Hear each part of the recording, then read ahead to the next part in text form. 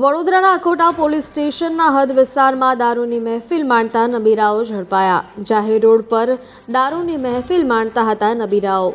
રાત્રિના સમયે પેટ્રોલિંગ સમયે ઝડપાયા નબીરાઓ આણંદના, જે પૈકી હિરેન પટેલ આણંદ જિલ્લા ભાજપા અગ્રણીનો દીકરો કાર પાર્ક કરીને મહેફિલ માણતા હતા, ત્યાં જ પોલીસ દાદાની એન્ટ્રી થઈ।